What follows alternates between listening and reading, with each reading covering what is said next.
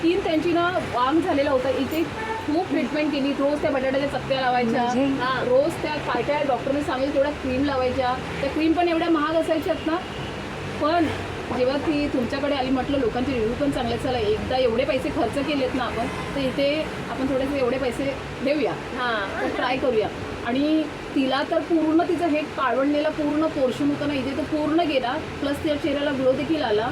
आणि मग तिच्याबरोबर तिची 50 वर्षाची जी मैत्रीण आहे तिला सुद्धा मी सांगितलं ना, तर तिचा चेहरा जो आहे ना तो पूर्ण, तर तिचा तर पूर्ण एकदम क्लिअर, म्हणजे चेहऱ्याला जो म्हणतात ना करपलेला असा चेहरा असतो तो पूर्ण गेला तिचा चेहरा. अरे काही साईड इफेक्ट झाले? अजिबात नाही, बिलकुल नाही. आणि मला सुद्धा हे, मी मलेरियामध्ये डोक्यावर पट्ट्या ठेवून वर्षभर मलेरिया होता, हा पूर्ण पोर्शन माझा काढवणलेला होता तो लावल्यापासून पूर्ण.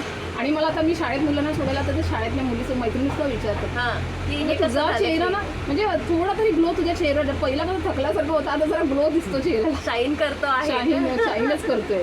मी म्हटलं ह्यांना तेच म्हणाली, म्हटलं आपण डॉक्टरला 1200 रुपये देतोच असं गेल्यानंतर, तर म्हटलं हे जर तुम्ही म्हटलं लावलात ना तर म्हटलं खूप छान आहे. डे नाईट क्रीम पण खूपच सुंदर आहे डे नाईट पण. आणि काय झालं, दुसरीकडून पण क्रीम घेतली ना अशी, पण ते मनात कसं हे बसलं की तुमची क्रीम चांगली, तर दुसऱ्या क्रीम लावायला संशय येतो. आणि नाही ऍक्च्युली होतच की मगाशी एक कस्टमर आलं होतं, त्यांनी दुसऱ्याची क्रीम वापरली होती आणि ती क्रीम वापरल्यावर त्यांचा चेहरा इतका भयानक झाला होता की खूपच. आणि त्या आपल्याकडची क्रीम घ्यायला ना थोड्याशा नाराजी व्यक्त करत होत्या. म्हटलं बिंदास तुम्ही माझ्या कॉन्टॅक्टमध्ये राहा, मी हँडल करते म्हटलं तुमची स्किन.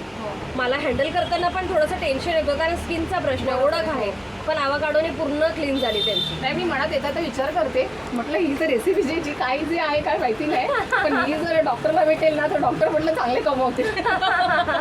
डॉक्टरला मी स्वतः स्किनच्या डॉक्टरला 5,000 रुपये फक्त विजिट